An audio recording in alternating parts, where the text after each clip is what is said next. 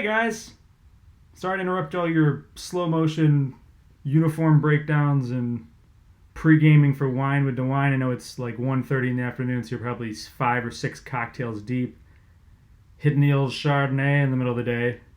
What the hell else is there to do here in quarantine? So that's why I figured I'd jump on and tell you guys a little story. I hope this is working. I honestly have zero clue whether or not it is. If it's not, screw it, whatever. Doesn't matter.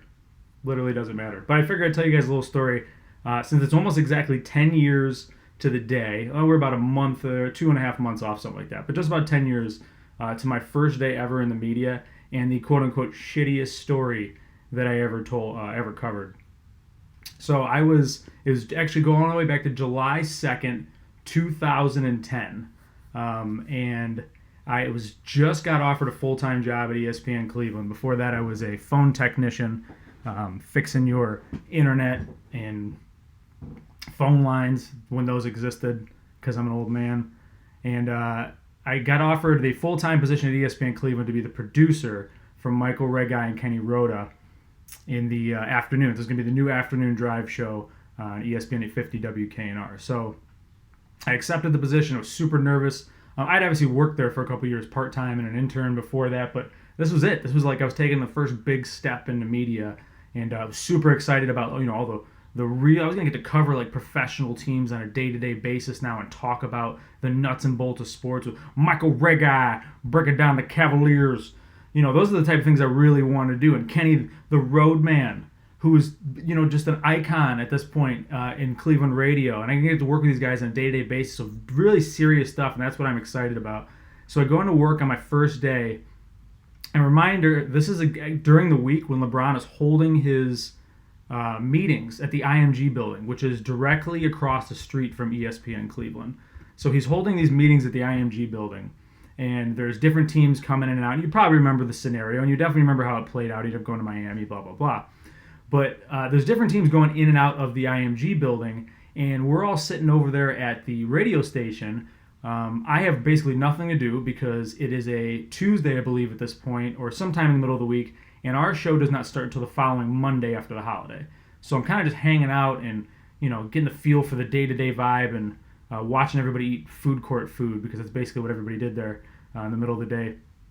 And there's tons of media packed around the IMG building. They're taking pictures and trying to get interviews, and no one's talking. It's just cars of the heads, the GMs, the owners, the head coaches of the teams that are coming and pitching LeBron to leave Cleveland and come to their team. So I'm going to give you a little idea of exactly how close we were at that point. So this is a map of right there, right downtown Cleveland. It's just a couple blocks up East 9th from Brown Stadium.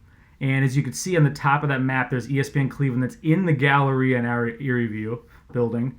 And right across the street, down here in the bottom of the picture in the middle, is the IMG building.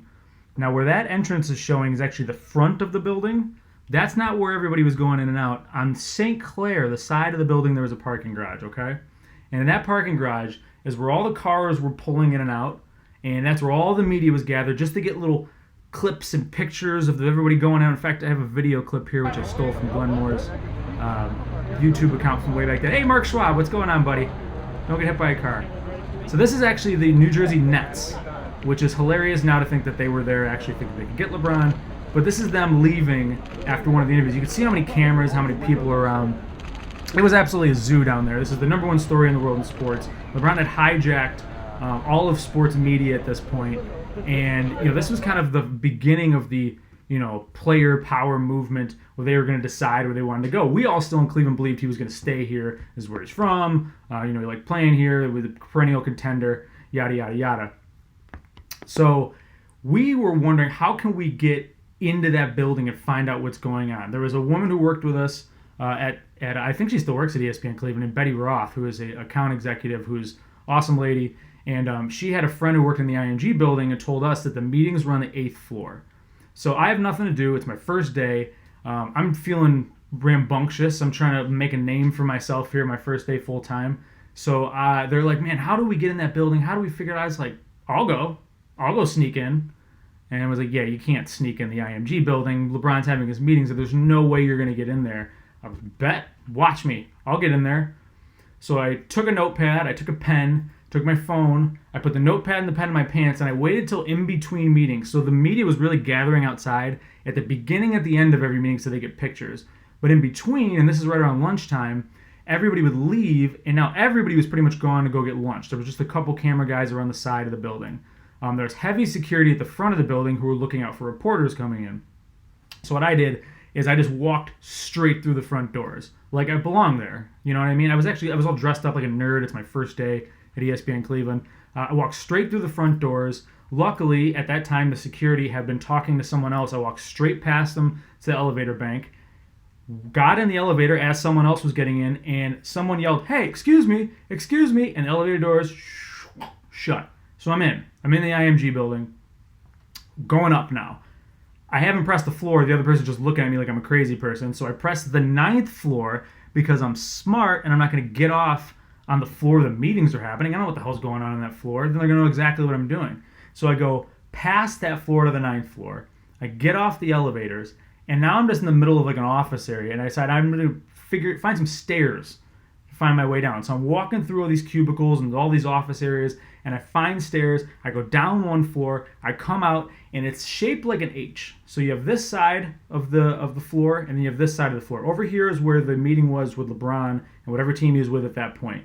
There was a guard sitting in front of the door there. Where I came out was up here. So there's one way this here, one way here, and in the middle there's an elevator bank. This is where I would have got off, right in front of the guard, had I been dumb enough to get off there, but I didn't. So I get off, I get out of the elevator, the stairway here. I go down, I see the guard, and I just keep walking straight down this way, and there's a men's bathroom right here. So I go into the men's bathroom, and I figure this is as good a place as any. I'm not getting into that room. There's little like vents in the door, so I can kind of hear what's happening in the hallway. I decide this is going to be what I'm going to do. I'm just going to stalk out these meetings from outside in the hallway. So I'm hanging out in there. In the beginning, I'm super excited. Obviously, I'm sending texts back to ESPN Cleveland, texting Hammer, texting Jason Gibbs, who's the program director at the time. I'm in. I don't even know if they believe me, but I'm like, I'm in. I'm on the 8th floor. I'm like literally around the corner in the bathroom. They're like, you're where? I'm in the bathroom. Yeah, I'm in the bathroom. I'm going to be able to hear things when people come out. So I wait in there for about 15, 20 minutes. All of a sudden, I start to hear some commotion and people talking out in the hallway. So I'm sitting by the door, got my ear up to it. Pretty big ears, so didn't put too close, but I got my ear up to the door there. And I hear some people talking, some muttering, and, not really like the most confident bunch. And I can't remember what team that was, the first meeting I was in there for. But all of a sudden, I hear footsteps coming closer and closer to the bathroom I'm in. So I have to turn around, and I jet into one of the stalls and sit down and drop my pants like I'm taking a dump, right? What else am I going to do? I'm the only person on this floor. They're going to think it's weird either way, but if I'm taking a dump, no one's probably going to bother me. So this person comes into the bathroom, and instead of going over and taking a leak like I assumed they probably would, I don't even know who this is, they come in, they open the stall next to me, and they sit down, and they start taking a dump too. Then another person comes in to the other side of me. They open up that door, they sit down, and they start taking a dump too. So now we're 3 of us, all taking dumps next to each other, except I'm not taking a dump. I'm sitting there pretending like I am so I can try to get the story on what's happening up in the IMG building with LeBron. All right. So I just had to check and make sure the stream was still up and going. So let me give you a little idea of, if you don't know what happens when you flush your toilet and there's no toilet lid to go down, and there isn't in public restrooms, you know that. This is what they call the toilet plume. So when you flush that toilet, poop particles shoot straight up in the air, like Old Faithful, like a geyser. And they rain down upon you like a toxic mushroom cloud. This is what was happening to my right and to my left. One of those people I found out after he goes out and starts washing his hands and someone comes in and starts talking to him, they refer to him as Mav. Maverick Carter. That's right, the Maverick Carter, LeBron James agent, super agent, big time guy. At this time, he's just a dude who was crapping next to me while I was trying to steal some information from inside this bathroom. I'd like to point out figure 2 here because maybe figure 1 doesn't do justice to exactly what a toilet plume does exactly. This is figure 2. After about 20 minutes of a flush, there's poop droplets falling all over the bathroom. Who's still in the bathroom? This guy's still in the bathroom. I sat in that bathroom for like another hour and a half through one more meeting. Yeah, I sat in there as poop rained down from the sky on top of me. You know how they say you want to be close to greatness because that's how you get to be great yourself? Not in this instance. Not whatsoever. I don't know what they ate for lunch, but it smelled terrible, and I had to sit in there and hold my breath and pretend like I was crapping the entire time. Anyway, but I feel like that's a good scientific, which way is it? This way? There it is. Good little scientific. You could see that is now probably covering me as I'm sitting there. My first day ever in the media, by the way. This is going to be my big story I'm going to break. So fast forward through the next meeting. I hang out for another hour or whatever it is. And the next group of people come out. This time it's the Miami Heat. And this time I recognize Pat Riley's voice. And actually, before we go that far, I did want to point this out because this is pretty similar to what I dealt with. For those of you who don't know, this is a very scientific breakdown of what my reaction was as they both flushed the toilets, and I realized I'm going to be sitting in here for quite some more time. Shit, a huge cloud of shit. Wow. God, I think I smell it. Come on, let's go. Come on. Yeah, it's a giant cloud of shit on top of me, raining down poop particles. Could we go have a little chat? Yeah, Will. Gonna go and get your first big story in the media, aren't you? Is that what you're gonna do? You're gonna tuck your little notepad in your pants, you're gonna sneak past security? That's what's gonna happen? Hey everybody, there's a shit cloud coming. Run for your lives. Anyway, so I wait till the end of the next meeting. It's the Miami Heat. They come out. Pat Riley's the only voice I really recognize. And so there has been plenty of journalists. And there may be some watching this live stream. I don't know. I don't even know if anybody is watching this live stream because I can't tell. But they've put themselves in harm's way before to get a real story, to get a good story. So I'm not the only person who's ever done this. But in the end, there is a payoff. The payoff is that juicy tidbit that you get that no one else does. That sweet morsel of information. That's the reason you do this job. If you're a reporter, it's exactly what you live for.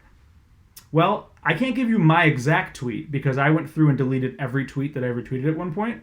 But I did find one where Jason Gibbs, who was the program director at that very moment, he actually retweeted me. And let me show you all of that time in there getting literally shit on. What do they call them? So 4 horsemen, whatever. Literally getting shit on. This is that unbelievably juicy morsel that I got out of it. Boom. Who breaks stories? Will Burge breaks stories. Pat Riley. And I quote, "It went good. We'll see." Where else are you going to get a breakdown like that? Inside information that you could not get anywhere else except for the guy pretending to crap for 2.5 hours on the 8th floor of the IMG building in downtown Cleveland. Now, as we all know, it did go good, and we did see LeBron left and he went to Miami. But that tweet right there literally added nothing to the conversation whatsoever. And I don't think it gave me any kind of clout within ESPN Cleveland or anywhere else in the media community. Pretty sure all that did was make everybody think that I was a shitty teammate. Pun intended. All right, that's it. I just want to jump on here. I really just want to mess around with this production software. I put myself in this like AOL Instant Messenger thing because I thought it looked cool. I also want to thank everybody for checking out what I wrote yesterday. That was kind of overwhelming. I did not think it was going to go like that. I thought maybe 100 people or something might read it. People reached out for me from all over, so I appreciate that. Coming very soon. Yesterday, in fact, we recorded the pilot episode, myself and members only Dave. If you remember him, he was on 1100 with me. Also was on 96.5. Absolutely hilarious guy. Mullet for days. We recorded the pilot episode to our new podcast that's coming out. I don't know exactly when that will be because we had some technical difficulties with yesterday, but I'm hoping in the next week or so. And a whole bunch of other stuff. Maybe some more of these little stories to get you through because we're all stuck in our house and life sucks right now. Life is shitty, right? That is at this moment. It's not, though. Everything's fine. We're all fine. It's better than sitting in a bathroom getting shit on by Maverick Carter. All right, that's my story. Thank you guys for checking in. You already follow me, so I don't need to tell you to follow me or anything. Go donate some money if you have some. If you don't, get outside and go for a walk. It's sunshine outside. All right, guys, I'll talk to you later.